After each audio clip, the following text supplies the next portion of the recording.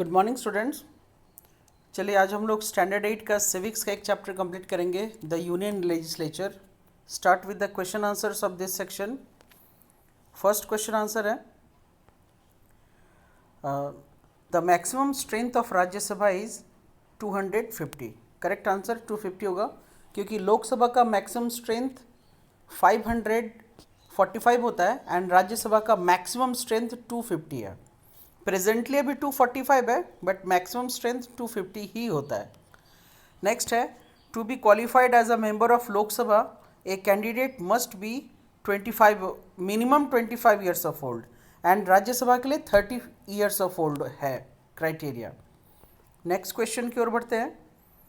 The Rajya Sabha is re elected for every 6 years. Next question, an ordinary bill can be introduced in the Lok Sabha और Rajya Sabha both. क्योंकि जो भी ordinary bill होता है वो दोनों में से किसी भी हाउस में प्रेजेंट किया जा सकता है, जबकि जो मनी बिल होता है that means bill related with money वो सिर्फ लोकसभा में इंट्रोड्यूस कर सकते हैं। नेक्स्ट है the member of parliament can question the ministers during the question our.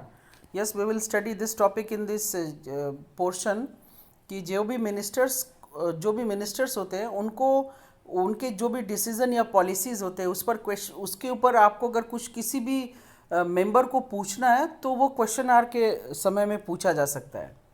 Next question है the president of India can be removed if parliament passes an impeachment moment. Yes, एक special motion है impeachment moment या motion, एक special case है जिसमें president को और जजेस को हटाया जा सकता है, चाहे हाई कोर्ट का जज हो या सुप्रीम कोर्ट का जज हो।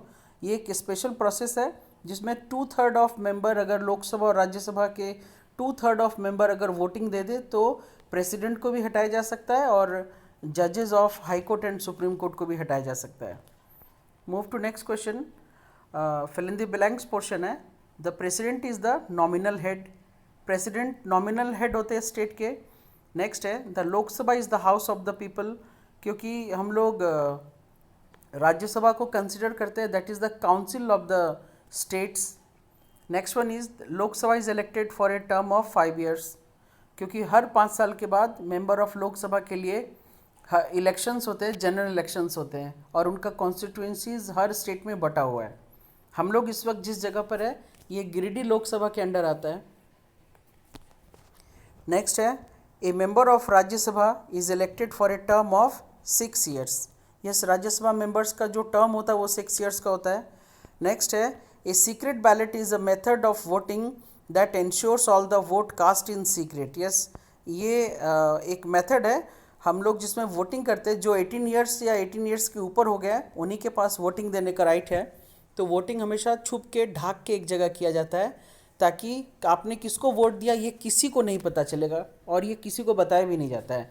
सीधा सीधा वोटिंग की काउंटिंग होती है, तभी डिक्लेयर होता है जो पार्टी जीता या हारा। नेक्स्ट है money bills can only be introduced in Lok Sabha. We have already discuss this question in the previous question. Next question is we have to find out true और false and we have to correct the question if it is false. In the presidential form of government, the executive is answerable to the legislature. That is absolutely true. Executive के मतलब जो member of parliament अब जिनकी majority होती है वो अपने leader चुनते हैं और वो लीडर को प्राइम मिनिस्टर का अपॉइंटमेंट मिलता है प्रेसिडेंट से। तो वो फिर वेरियस डिपार्टमेंट के लिए अपने ही ग्रुप में से लोगों को चुनते हैं, मेंबर्स को चुनते हैं जो एग्जीक्यूटिव बन जाते हैं। दैट मीन्स वो मिनिस्टर्स बन जाते हैं अलग अलग डिपार्टमेंट के और अब वो एग्जीक्यूटिव में काउंट होने लगते हैं। तो एग्जीक्यूटिव जो भी होते हैं वो लेजिस्लेचर को आंसर देना ही होता है, उनको जो भी वो एक्टिविटी पॉलिसी करते हैं उसका जवाब उनको लेजिस्लेचर असेंबली में देना होता है। नेक्स्ट है a person has to be at least 25 years of old और age to qualify the membership of the Rajya Sabha. ये गलत है। The correction will be the person must have minimum age of 30 years. Next question, a bill can be introduced in either of the Lok Sabha और Rajya Sabha. That is absolutely true. बिल्कुल सही है, क्योंकि अगर वो money bill हुआ तो वो लोकसभा में इंट्रोड्यूस कर सकता है, अदरवाइज नॉर्मल बिल को हम दोनों में से किसी भी हाउस में इंट्रोड्यूस कर सकते हैं। नेक्स्ट क्वेश्चन है in the Indian parliament the legislature is accountable to the executives. That is false. Correction will be executives are accountable to the legislature. जितने भी एग्जीक्यूटिव्स होते हैं वो लेजिस्लेचर असेंबली को आंसर देना उनकी बाध्यता है। चलिए नेक्स्ट क्वेश्चन है, a bill becomes an act only after being approved by the president of India. This is absolutely true. पहले कोई भी बिल तब तक एक्ट या कानून नहीं बन सकता until and unless it is passed from the both house. कोई भी बिल सबसे पहले कोई भी एक हाउस में आता है, हाउस में आने के बाद पहले उसको माने इंट्रोड्यूस किया जाता है, उसके बाद उसके हर एक क्लॉज और सेक्शंस पर बहस किए जाते हैं, फिर जब वो किसी भी एक हाउस से पास हो जाता है तो फिर दूसरे हाउस में जाता है पास के लिए। अगर वहाँ भी कोई मॉडिफिकेशंस नीडेड होता है तो वो फिर दोबारा मॉडिफिकेशन के लिए जाता है। मतलब जो भी चेंज होगा उसके बाद ये दोनों हाउस से पास होगा, दोनों हाउस के लोग मेजॉरिटी से इसको पास करेंगे, तब ये प्रेसिडेंट के पास जाएगा सिर्फ अप्रूवल होने के लिए। यहाँ पर प्रेसिडेंट के पास भी ये राइट है कि वो उसमें मॉडिफिकेशन कर सकते हैं। एक बार अगर ये मॉडिफिकेशन हो गया और प्रेसिडेंट ने अप्रूव कर दिया तो वो अब एज ए लॉ एक्ट के रूप में हो जाएगा। वो एक्ट नहीं रहा, बिल नहीं रहा, अब वो लॉ बन गया और उसको ऑल ओवर कंट्री में उसको फॉलो करवाया जाएगा। Now move to the next section, answer in 1 or 2 sentence that what is the composition of Lok Sabha. तो लोकसभा का कॉम्पोजिशन क्या है? The maximum strength of Lok Sabha is 552. Out of these 530 members represent the states and 20 represents the union territories. This is the composition of Lok Sabha. Next one, what are the qualifications required to become a member of Rajya Sabha? Answer is he must be citizen of India, he must be at least 30 years of age, he should not be convicted of criminal offence in past years. मतलब उसके ऊपर किसी प्रकार का criminal case नहीं होना चाहिए। And he should be of sound minded. Sound minded का मतलब होता है वो मानसिक रूप से स्वस्थ होना चाहिए। नेक्स्ट है, who are the presiding officers of the Lok Sabha and Rajya Sabha. तो presiding officer of Lok Sabha is the speaker, present speaker is mister Om Birla, and next is the vice president is the presiding officer of the Rajya Sabha. Next question, what is a money bill? The answer is a money bill generally deals with the issues such as received and spending of money by the government. Example, tax. यहाँ पर spelling थोड़ा सा mistake है, TAXES होगा, taxes, क्योंकि ये basically money से related issue होता है और ये सिर्फ लोकसभा में ही प्रेजेंट किया जा सकता है। Next one is what is the purpose of the question hour. तो क्वेश्चन आर का इंपॉर्टेंस क्या है? तो क्वेश्चन आर का पर्पस है basically during this hour our members of parliament raise questions about the decisions and actions taken by the executives. क्योंकि इन्हीं के ग्रुप में से जिसको प्राइम मिनिस्टर सेलेक्ट करते हैं वो अब मेंबर ऑफ पार्लियामेंट के अलावा अब वो एग्जीक्यूटिव में काउंट होंगे। तो एग्जीक्यूटिव में होने के बाद आपके पास डिपार्टमेंट रहता है और आपको उस डिपार्टमेंट के लिए काम करना होता है। तो आपने क्या काम किया, सही क्या गलत किया, ये बेसिकली लेजिस्लेचर के लोगों का काम होता है वो चेक करना। आपको क्वेश्चन करेंगे ही करेंगे एंड आपको जवाब देना होगा। नेक्स्ट है, what is an adjourn moment, adjourn motion. तो when a subjected of urgent importance is need to be discussed then adjourn motion is passed. मतलब बहुत बार होता है, बहुत इंपॉर्टेंट टॉपिक्स होते हैं लेकिन अचानक से कोई टॉपिक डिस्कशन हो रहा है, इस बीच में उससे भी कहीं ज़्यादा इंपॉर्टेंट टॉपिक आ गया, जैसे पूरे देश की सिक्योरिटी की बात होगी या फिर कोई एक ऐसा टॉपिक आ गया जिसके ऊपर डिस्कशन करना मोस्ट अर्जेंट हो गया। उस कंडीशन में एडजर्न मोशन पास होता है और उस टॉपिक के ऊपर डिस्कशन होता है और उस टॉपिक के ऊपर क्विकली रिएक्शंस और डिसीजंस लिए जाते हैं। चलिए नेक्स्ट सेक्शन है आंसर इन पैराग्राफ्स। मूव करते हैं, how does election of Lok Sabha takes place. तो हम लोग ऑलरेडी पहले भी डिस्कस किए but let us move. General elections were held for the election of the member of Lok Sabha. Citizens above 18 are eligible to vote. Next है, the country is divided into several constituencies for the purpose of election. मैंने भी बताया कि हमारे constituency को मतलब पूरे all over country को अलग अलग कॉन्स्टिट्यूंसीज में बांट दिया जाता है जहाँ पर इलेक्शन होता है, जो जीतता है वो पार्लियामेंट में चला जाता है। Each constituency elect one candidates as a representative in the parliament. Okay, move to the next question, that is list the 5 difference between Lok Sabha and Rajya Sabha. वैसे बहुत बड़ा टॉपिक है बट फिर भी हम लोग जानने की कोशिश करेंगे. Yes, it is the called as lower house, it is called as upper house. Next one is that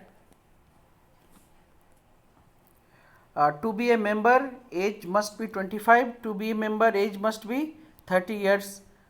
Term period is of 5 years until the majority, term period of 6 years. यहाँ majority की ज़रूरत नहीं है.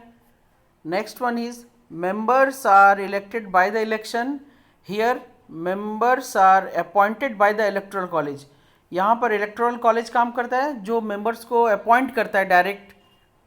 Next है maximum strength is 552, here maximum strength is 250. Next one is 530 man represent the state, और इसमें 238 man represent the state. Next one is 20 man represent the union territories, यहाँ पर है 2 man represent the union territories. Next one is that at present 546 members are there, जबकि at present 245 members are there. Presiding officer is speaker and here the presiding officer is the vice president. चलिए move करते हैं next question के लिए. Describe the process by which a bill becomes law. तो ये बहुत ही important question है. A bill is introduced in either house of the parliament as a draft. Then the bill has to pass through several stages before it become an act. चलिए हम लोग देखेंगे यहाँ पर 3 स्टेज है. At first it undergoes 3 readings in each house of the parliament. Next है in the first reading a minister or a member of either house of the parliament introduce a bill. यहाँ पर वो introduce करते हैं. In here no debate takes place. अभी तक कोई debate नहीं हो रहा है. Now in the next reading the bill and its underlying principles are discussed. अगले रीडिंग में उस बिल से रिलेटेड जितना भी प्रिंसिपल्स हैं वो सब के ऊपर डिस्कशन होगा, बातचीत होगा, डिस्कशन होगा. नेक्स्ट है if it is then refer to either selection. अब ये डिपेंड करता है कि वो बिल को हमको नॉर्मली लाना है या किसी और के थ्रू लाना है. ये डिपेंड करता है कि किस कंडीशन में बिल को लाया गया है.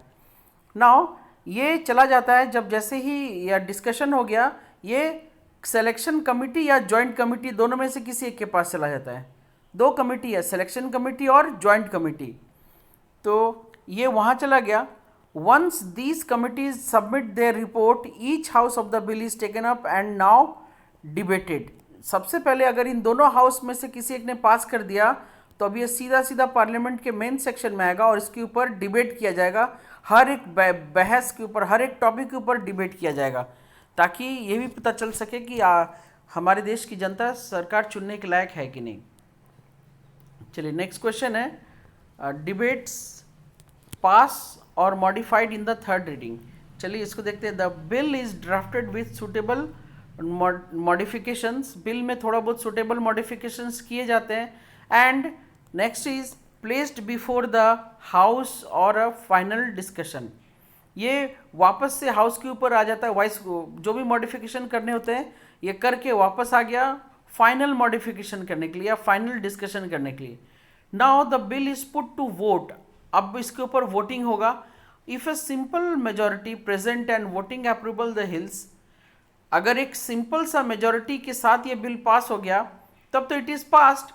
और अगर the bill is sent to other houses for consideration, अगर नहीं होता है तो बिल को दूसरे हाउस में भेज दिया जाता है ताकि वो लोग इसको चेक कर सके, जान सके. लास्टली हम लोग के पास यही है कि once a bill is passed by the both the houses of parliament it is sent to the president of India for his approval.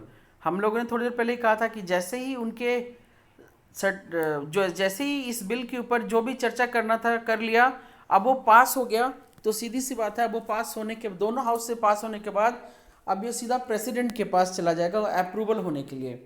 और जैसे ही ये प्रेसिडेंट साहब इसको अप्रूव कर देंगे तो ये सीधा सीधा अब ये एक्ट में कन्वर्ट हो जाएगा. चलिए नेक्स्ट में मूव करते हैं. In a parliamentary democracy one of the most important function of the legislature is to keep the check on the executive. ये बहुत ही इंपॉर्टेंट चीज़ है क्योंकि जो भी एग्जीक्यूटिव्स होते हैं उनके पास बहुत सारा पावर होता है. तो जाहिर सी बात है जिनके पास पावर होता है उनको चेक करने की बहुत ज़रूरत होती है. अगर उनके ऊपर चेक नहीं किया गया तब तो वो पावर का मिसयूज़ भी कर सकते हैं. इसीलिए ये इंपॉर्टेंट है। सबसे पहले इस क्वेश्चन को समझेंगे। Answer is it means that the minister are individually and collectively accountable to the legislature. वो जो भी एक्शन प्लान डिसीजंस लेते हैं उन सब का जवाबदेही उनको लेजिस्लेचर असेंबली में देना होता है, दैट मीन्स लोकसभा में और राज्यसभा, दोनों में से किसी एक में। All the members including opposition party can question the ruling governments action. ये क्वेश्चन पूछने का कुछ तरीका होता है, वो हम लोग डिस्कस करेंगे। यहाँ पर क्वेश्चन पूछने का क्या क्या तरीका है। फर्स्ट है क्वेश्चन आर, सेकंड है एडजर्न मोशन, नेक्स्ट है no confidence motion and impeachment. ये 4 तरीके का टाइप है। तो वो क्या क्या है। Here any member address question to the speaker but the answer by the minister. That means किसी भी मेंबर्स को अगर कोई भी पॉलिसी या प्लान के ऊपर डिस्कशन करना या कुछ क्वेश्चन पूछने हैं तो वो सीधा सीधा स्पीकर से सवाल पूछेगा, जो वहाँ के प्रिसाइडिंग ऑफिसर होते हैं, और स्पीकर को आंसर उस रिलेटेड मिनिस्टर देंगे जो एग्जीक्यूटिव पर्सन्स हो चुके हैं। नेक्स्ट है अर्जेंट मोशन। ये हम लोगों ने पढ़ा कि it is done when and subject of urgent important needs are discussed. Third है नो कॉन्फिडेंस मोशन। तो if legislature lose confidence in the council of minister then no confidence motion is passed where all ministers have to resign. ये हम लोग का लोकसभा का एक बहुत बड़ा इम्पॉर्टेंस है कि जब तक मेजॉरिटी है तब तक आप सरकार में हैं। अगर मेजॉरिटी कम हो गया तो आपका सरकार भंग हो जाएगा। उस कंडीशन में एक नो कॉन्फिडेंस मोशन पास किया जाता है जिसमें सबको साइन करना होता है और प्राइम मिनिस्टर को अपने काउंसिल ऑफ मिनिस्टर्स के साथ रिजाइन करना होता है। Last one is impeachment. हम लोग भी जानते हैं ये एक स्पेशल प्रोसेस है for the removal of president and the जजेस of the supreme court by passing 2/3 of the majority of the both houses. तो यही कंडीशन है, इसी के आधार पर ही सवाल जवाब वगैरह किए जाते हैं। चलिए मूव करते हैं last section of this chapter.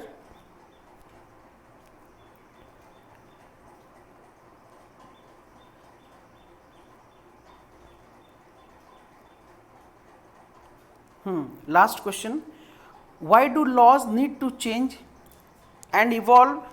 Give an example to show how a lots of evolve in response to change social condition. तो मतलब लॉ कैसे चेंज होते हैं एंड उसका इफेक्ट कैसे होता है, सोशल कंडीशन पे उसका क्या असर होता है। तो laws are made for the maintaining peace, equality and stability in the society. कानून इसीलिए बनाए जाते हैं ताकि समाज में स्थिरता, शांति बनी रहे।